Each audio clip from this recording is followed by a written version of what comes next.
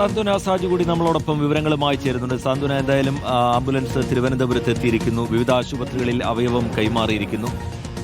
ഈ നെഞ്ച് തകരുന്ന വേദനയിലും 10 മാസം മാത്രം പ്രായമുള്ള കുഞ്ഞിനെ നഷ്ടമായ വേദനയിലും ആ രക്ഷിതാക്കൾ, പത്തനംതിട്ട സ്വദേശികളായ രക്ഷിതാക്കൾ എടുത്ത തീരുമാനം ഒരു മഹാ തീരുമാനം. അതിനെ നമ്മൾ പ്രത്യേകമായി എടുത്തു പറയേണ്ടതാണ്. അവരുടെ വേദനയിൽ കേരളം ഒന്നാകെ അവരെ ചേർത്ത് പിടിക്കുന്ന ഒരു സമയം കൂടിയാണ് സാന്ത്വന.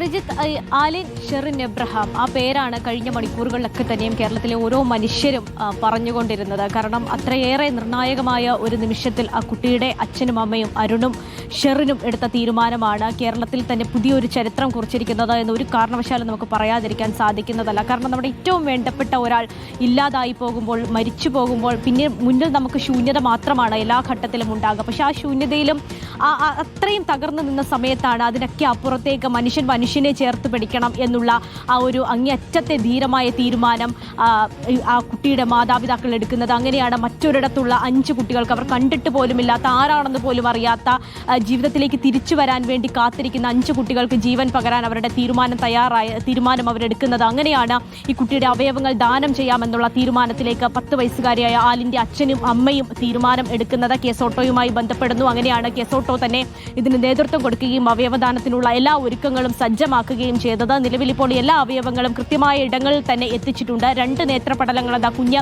ചികിത്സയിലിരുന്ന ആശുപത്രിയിൽ തന്നെ, എറണാകുളം അമൃത ആശുപത്രിയിൽ തന്നെയാണ് കൈമാറിയിരിക്കുന്നത്. അത് ആർക്കൊക്കെയാണ് കൊടുക്കേണ്ടത് എന്നുള്ള തീരുമാനം ഇനിയും ആയിട്ടില്ല എന്ന് തന്നെയാണ് മനസ്സിലാക്കുന്നത്.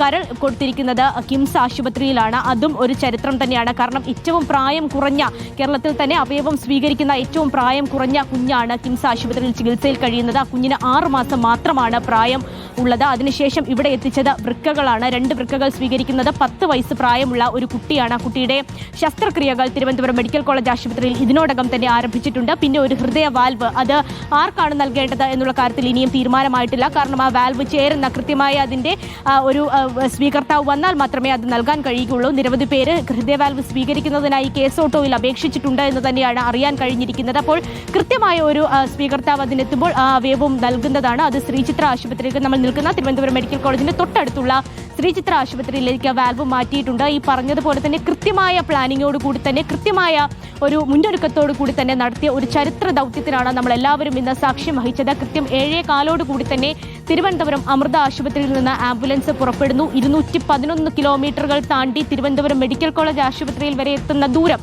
അത് ഒരു ചെറിയ ദൂരമായിരുന്നില്ല. 211 കിലോമീറ്റർ എന്ന് പറയുമ്പോൾ ഏതാണ്ട് 5 മണിക്കൂർ, സാധാരണ ഒരു ദിവസമാണെങ്കിൽ 5 മണിക്കൂറോളം എടുത്ത് മാത്രം എത്താൻ കഴിയുന്ന ഒരു ദൂരമായിരുന്നു അത്. പക്ഷേ ആ ഒരു ദൂരമാണ് 3.25 മണിക്കൂർ കൊണ്ട് നേരത്തെ നമ്മൾ സംസാരിച്ച അനീഷും ശരത്തും ഒക്കെ ചേർന്ന് എത്തിച്ചിരിക്കുന്നത് എന്നുള്ളതാണ്. അവർ കൂടി ഈ ഒരു ദൗത്യത്തിന്റെ ഭാഗമാണ്. നമുക്ക് അവരെ മാത്രം പറയാൻ കഴിയില്ല. അതിനപ്പുറത്തേക്ക് ഇവിടുത്തെ പോലീസ് ഉദ്യോഗസ്ഥർ, അതുപോലെ തന്നെ ഇതിനുവേണ്ടി സഹകരിച്ച ഓരോ മനുഷ്യരും, ഒരു 5 മിനിറ്റ് നേരത്തെ എവിടെയെങ്കിലും എത്താമെന്ന് കരുതി ഇറങ്ങിയ ഓരോ ആളുകളുമായിരിക്കും വഴിയിൽ മണിക്കൂറുകളോളം ഈ ഒരു ആംബുലൻസ് കടന്നു പോകാൻ വേണ്ടി കാത്തിരുന്നത്. പക്ഷേ അവരുടെയൊക്കെ മനസ്സിലുണ്ടായിരുന്നത് കൃത്യമായ രീതിയിൽ ഈ അവയവങ്ങൾ കൃത്യമായി എത്തേണ്ടിടത്ത് എത്തണമേ എന്നുള്ളൊരു ആഗ്രഹം മാത്രമായിരിക്കും. കാരണം മാധ്യമങ്ങളടക്കം അത്രയും ഈ ഒരു വാർത്ത പുറത്തു വന്ന മണിക്കൂറുകൾ മുതൽക്ക് തന്നെ കൃത്യമായി ഒരു 10 മാസം പ്രായമുള്ള കുഞ്ഞ്, കേരളത്തിലെ തന്നെ ഏറ്റവും പ്രായം കുറഞ്ഞ അവയവദാതാവാകാൻ പോകുന്ന കുഞ്ഞിന്റെ വിവരങ്ങൾ ആദ്യ മണിക്കൂറുകൾ മുതൽക്ക് തന്നെ നമ്മൾ പുറത്തു കൊണ്ടുവരുന്നതാണ്. അത് മാത്രവുമല്ല, ആംബുലൻസ് കടന്നു പോകുന്ന വഴി, അടുത്ത് എത്താൻ പോകുന്ന സ്ഥലം, ആംബുലൻസിനകത്ത് നിന്നുള്ള ആ ദൃശ്യങ്ങളടക്കം എല്ലാം നമ്മൾ ജനങ്ങളിലേക്ക് എത്തിക്കുന്നുണ്ടായിരുന്നു. അതുകൊണ്ട് തന്നെ ജനങ്ങൾക്കും കൃത്യമായ രീതിയിൽ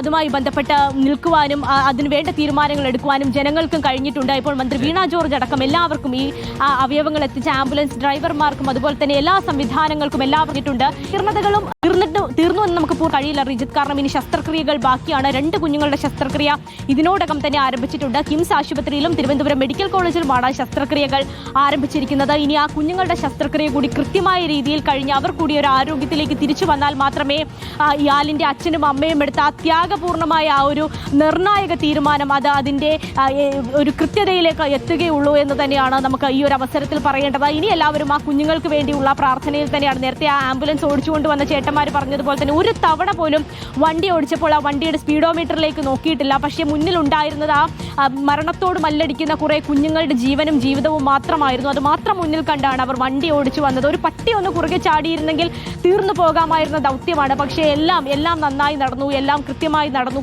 എത്തേണ്ടടുത്തെല്ലാം അവയവങ്ങൾ കൃത്യമായി എത്തിക്കാൻ സാധിച്ചിട്ടുണ്ട്. ഇനി ഈ പറഞ്ഞതുപോലെ തന്നെ ഡോക്ടർമാരുടെ കയ്യിലാണ്. അവർ കൃത്യമായി പ്രവർത്തനങ്ങൾ ആരംഭിച്ചിട്ടുണ്ട്, ഓപ്പറേഷനുകൾ ആരംഭിച്ചിട്ടുണ്ട് എന്നുള്ളതാണ്. മണിക്കൂറുകൾ നീണ്ടു നിൽക്കുന്ന ഓപ്പറേഷനാണ് ഇനി മുന്നിലുള്ളത്. അത് കൃത്യമായി കഴിയുകയാണെങ്കിൽ ആ കുഞ്ഞുങ്ങൾ ആരോഗ്യത്തോടു കൂടി തന്നെ പുറത്തേക്ക് വരുന്ന കാഴ്ച കൂടി നമുക്ക് കാണാൻ കഴിയും. ആലിൻ ഷെറിന്റെ വൃക്ക മെഡിക്കൽ കോളേജിലേക്കാണ് എത്തിച്ചിരിക്കുന്നത്. കരള് കിംസിലേക്കും ഹൃദയവാൾവ് ശ്രീചിത്രയിലേക്കുമാണ് കൊണ്ടുപോയിരിക്കുന്നത്. 211 കിലോമീറ്റർ ദൂരം നേരത്തെ സാന്ത്വന ചൂണ്ടിക്കാട്ടിയതുപോലെ അത് സാധാരണ നിലയിലാണെങ്കിൽ 5 മണിക്കൂറിലധികം എടുക്കുന്ന ഒരു യാത്രയാണ്. ഇവിടെ പോലീസ് വഴിയൊരുക്കുന്നുണ്ടായിരുന്നു, നാട്ടുകാർ സഹകരിക്കുന്നുണ്ടായിരുന്നു. അതുപോലെ വേഗത്തിൽ ആ ആംബുലൻസ് ഓടിച്ച ശരത് ലാലിനും അതോടൊപ്പം തന്നെ ജയ്ഷിനും വലിയൊരു സല്യൂട്ട് നമ്മൾ നേരത്തെ പറഞ്ഞതാണ് കൊടുക്കണം. കാരണം അസാമാന്യമായ ധൈര്യവും മനക്കരുത്തും വേണം അത്രയും വേഗം ആ വാഹനം ഓടിച്ച് ഇവിടേക്ക് എത്തുക എന്ന് പറയുന്നത്. ഒരിക്കൽ കൂടി പറയാം, ജൈനീഷും ശരത് ദാസും എന്നാണ് ആ വാഹനം ഓടിച്ച 2 ആംബുലൻസ് ഡ്രൈവർമാരുടെ പേര്. അവർക്കും വലിയൊരു സല്യൂട്ട് നമ്മൾ കൊടുക്കുകയാണ്.